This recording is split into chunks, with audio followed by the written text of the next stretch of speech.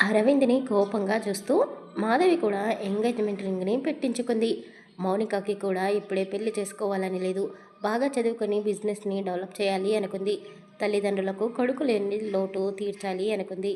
ఆమె ఆశల మీద నీరు పోసినట్టుగా వాళ్ళ నాన్న సడన్గా పెళ్లి నిర్ణయం తీసుకున్నాడు.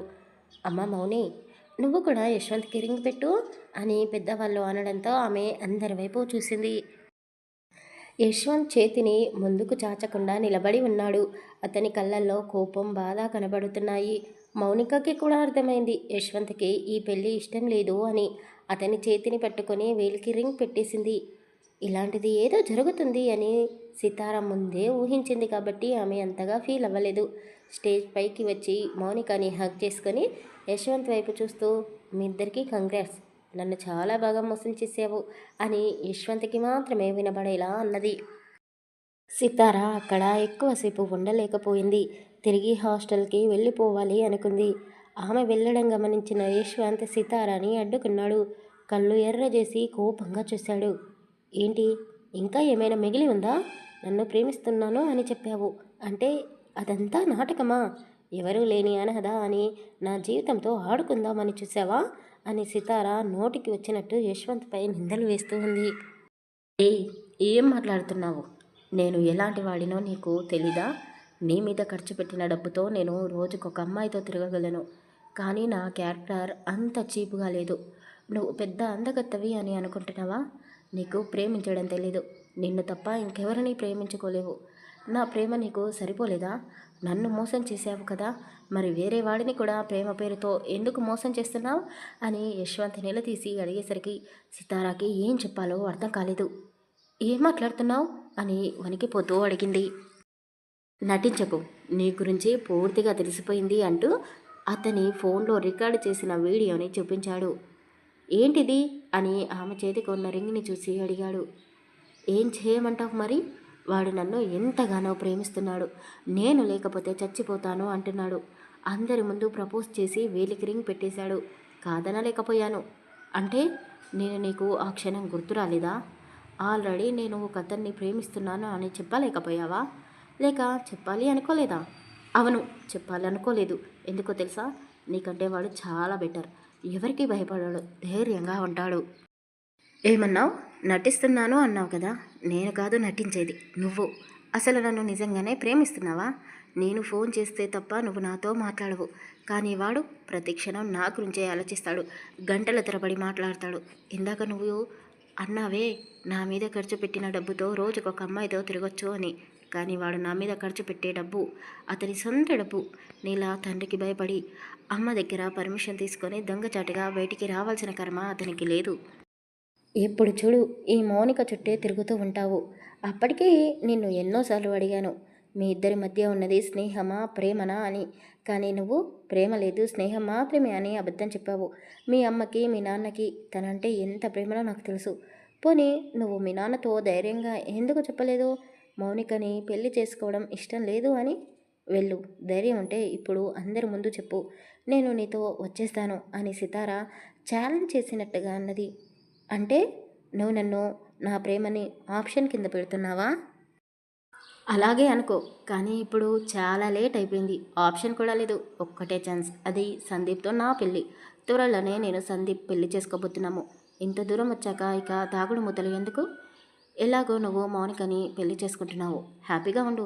ఇంకెప్పుడు నాకు ఫోన్ చేయకు, నా లైఫ్ని డిస్టర్బ్ చేయకు. నువ్వు అలా చేయవులే, నాకు తెలుసు.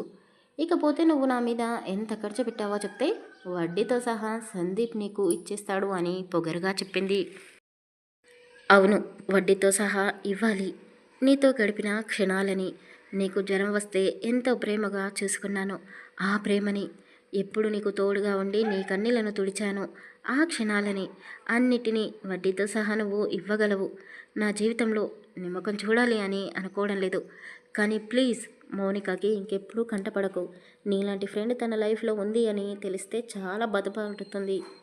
సితారా నవ్వుతూ, చూసావా, నేను దక్కలేదు అన్న బాధ నీలో ఆవగింజంత కూడా లేదు. ఇప్పుడు కూడా మౌనిక గురించే ఆలోచిస్తున్నావు. అమ్మయ్యా, పెద్ద టెన్షన్ నుండి బయటపడ్డాను. ఎలా నీకు సందీప్ గురించి చెప్పాలా అని ఆలోచించాను. కానీ నీకు ముందుగానే అన్నీ తెలిసిపోయాయి. నువ్వు కూడా మౌనికని ప్రేమిస్తున్నావు కాబట్టి సంతోషంగానే ఉంటావు. ఇక నేను నా కలల ప్రపంచంలోకి వెళ్తాను. బహుశా మళ్ళీ నిన్ను కలుసుకోలేనేమో. ఇదే చివరిసారి నీతో మాట్లాడడం అని చెప్పి సితార అక్కడి నుండి వెళ్ళిపోయింది. వెళుతున్న ఆమెని చూస్తూ యశ్వంత్ చాలా బాధపడ్డాడు. ఇలాంటి అమ్మాయి కోసమా నేను నాన్నతో గొడవ పడ్డాను అని యశ్వంత్ చాలా బాధపడుతూ ఉన్నాడు. వారి మాటలు విన్న ప్రతాప్ కొడుకు దగ్గరికి వచ్చి భుజంపై చెయ్యి వేయగానే నాన్న అంటూ తండ్రిని పట్టుకొని చిన్న పిల్లవాడిలా గుక్క పెట్టి ఏడ్చాడు.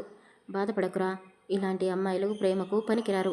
నీకు ముందే హెచ్చరించాను కదా, కానీ నువ్వే నా మాట వినలేదు. చూసావా ఎంతకు తెగించిందో అని ప్రతాప్ కొడుకుని ఓదారుస్తూ అన్నాడు. నిజానికి యశ్వంత్ ప్రతాప్ ఇద్దరు తండ్రి కొడుకుల్లా కాదు, స్నేహితుల్లా ఉండేవారు. సితార యశ్వంత్ జీవితంలోకి వచ్చిన తర్వాత కొడుకులో వచ్చిన మార్పుని గమనించాడు. యశ్వంత్ తండ్రితో అన్ని విషయాలు షేర్ చేసుకునేవాడు. ప్రతాప్ని యశ్వంత్ని చూసి మూర్తి చాలా సంతోషించేవాడు. ఇలాంటి కొడుకు నాకు పుట్టలేదు, కానీ ఇలాంటి తండ్రి కొడుకులు ఉన్న ఇంటికే నా కూతుళ్ళని కోడళ్ళుగా పంపించాలి అని మూర్తి ఎన్నోసార్లు అన్నాడు. పరాయి వాళ్ళ ఇంటికి ఎందుకురా, మౌనికని నా కొడుకే పెళ్లి చేసుకుంటాడు అని ప్రతాప్ మూర్తికి ఎప్పుడో మాట ఇచ్చాడు. ఒకరోజు నైట్ సరదాగా మాట్లాడుకుంటున్న సమయంలో ప్రతాప్ కొడుకుతో మౌనికని పెళ్లి చేసుకోమని అడిగాడు. యశ్వంత్ పగలబడి నవ్వేశాడు. నాన్న, మౌనిక నాకు మంచి ఫ్రెండ్. ఎంత మంచి ఫ్రెండ్ అంటే తనతో నేను అన్ని విషయాలు చెప్పి అంత క్లోజ్గా ఉంటాము. కానీ ఒకే ఒక్క విషయం మీ దగ్గర తన దగ్గర తెచ్చాను. ఏమిటి తెలుసా? నేను ఒక అమ్మాయిని ప్రేమిస్తున్నాను, సితార. Mounika Sitara best friends. తను ఒక అనాథ, కానీ చాలా మంచి అమ్మాయి. నాన్న ప్లీజ్ కాదనకండి, నేను ఆ అమ్మాయినే పెళ్లి చేసుకుంటాను అని చెప్పేశాడు. కానీ మౌనిక అని ప్రతాప్ అన్నాడు. అబ్బా నాన్న, మౌనిని నేను ఎప్పుడూ ఆడపిల్లలా చూడలేదు. తన చెయ్యి పట్టుకున్నా కూడా నాకు ఎలాంటి ఫీలింగ్స్ కలవో ఒక్కవో. అలాంటి అమ్మాయిని పెళ్లి చేసుకొని నేను హ్యాపీగా ఉండలేను. అంటే ఏంట్రా, మౌనిక ఆడపిల్లలా ఉండదు అంటున్నావా? అబ్బా అది కాదు నాన్న, అది ఆడపిల్లనే కాదనను, కానీ నేను అలాంటి ఉద్దేశంతో చూడలేదు. అయినా బెస్ట్ ఫ్రెండ్స్ మీ నాన్న మేము.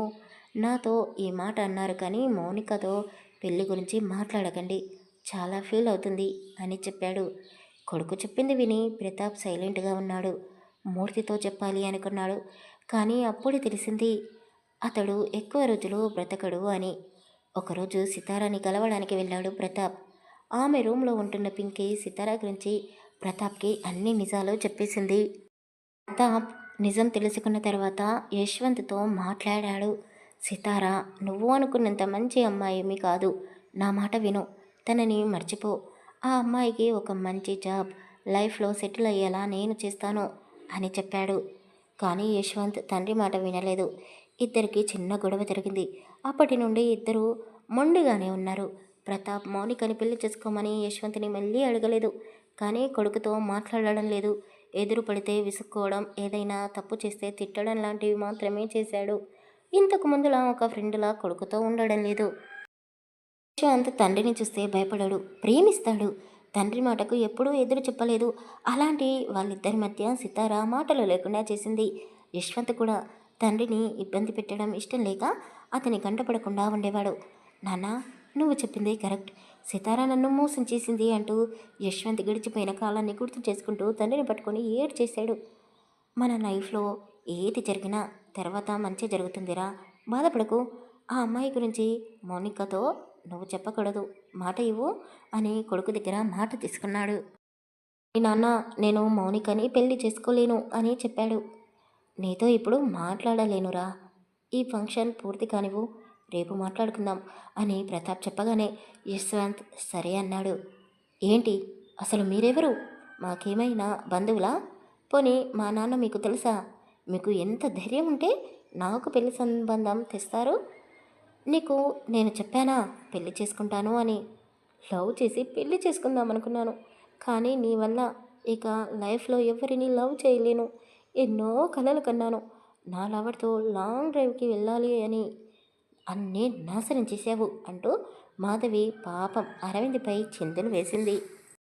ఈరోజుకి ఈ స్టోరీ ఇంతేనండి. కథ నచ్చితే ప్లీజ్ లైక్ చేసి కామెంట్ చేయండి. అలాగే మన ఛానల్ని తప్పకుండా సబ్స్క్రైబ్ చేసుకోండి. Thank you for listening.